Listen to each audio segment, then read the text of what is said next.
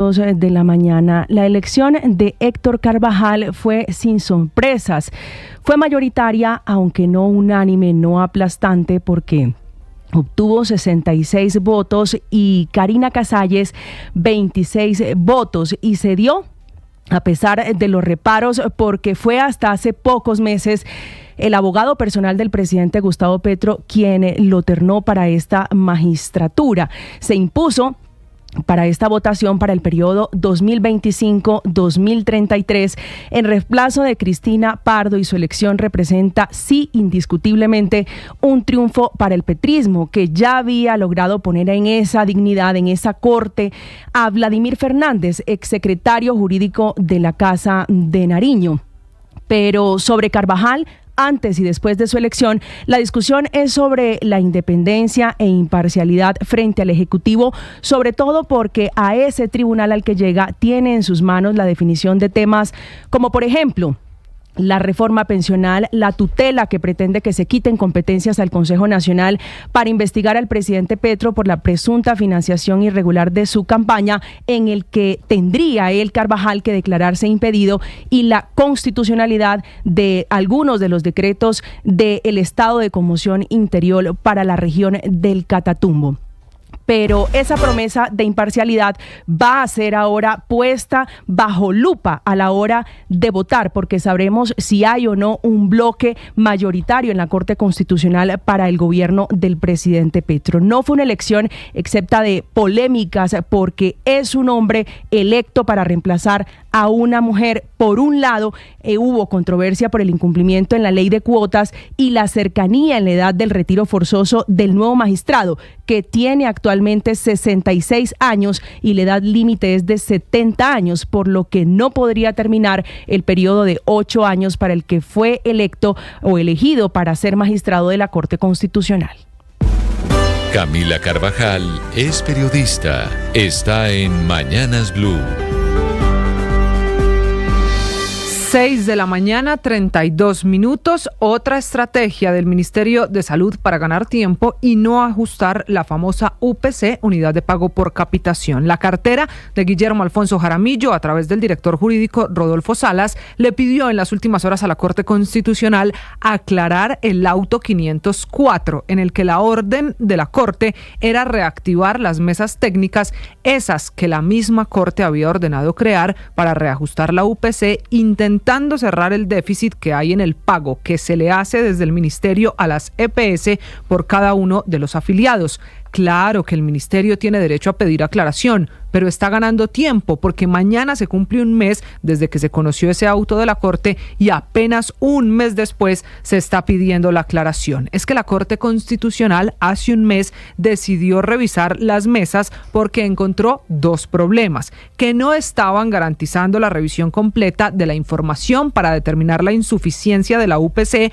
ni los rezagos de años anteriores, y encontró que no todos los involucrados en el sistema de salud estaban participando efectivamente en esas mesas que la Corte había ordenado. Por eso, en su primer momento, la Corte dijo que había que suspender las mesas, pero cuando lo dijo, 2 días antes ya se había acabado, se había terminado con esa conversación, por lo que el auto es claro y le ordena al ministerio reinstalar las conversaciones y subsanar los problemas, lo que no ha pasado. En la solicitud de aclaración de las últimas horas del Ministerio de Salud, dirigida a los magistrados José Fernando Reyes, Miguel Polo Rosero y Vladimir Fernández, el Ministerio de Salud asegura que hay un desconocimiento de cómo se fundamenta en lo técnico el cálculo de la UPC, y el ministerio se mantiene en que no hay un rezago. Ganar tiempo, que hace parte de la estrategia del Ministerio de Salud, que se suma a la otra, la que terminó confesando el ministro Jaramillo, que las EPS las tienen en cuidados intensivos para poder que se apruebe la reforma. Ganar tiempo, ahogar las EPS, aunque el costo sea la salud de la gente.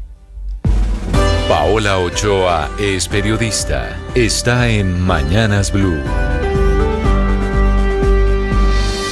6 de la mañana, 35 minutos. Ni deuda que no se cumpla ni plazo que no se venza. Y es que finalmente el Gobierno Nacional, y más exactamente el ministro de Minas y Energía, Edwin Palma, anunció ayer que durante esta semana va a honrar sus compromisos y procederá a pagar los subsidios de luz y gas de los estratos 1, 2 y 3 que le deben desde enero del año 2024 y hasta la fecha, hasta el día de hoy, y que según las cuentas del ministro de Minas ascienden a 2.5 billones de pesos, sumando el rezago del año pasado y el pago de 6 resoluciones expedidas durante este año 2025. Una deuda que tiene el gobierno con más de 160 comercializadoras y distribuidoras en todo el país.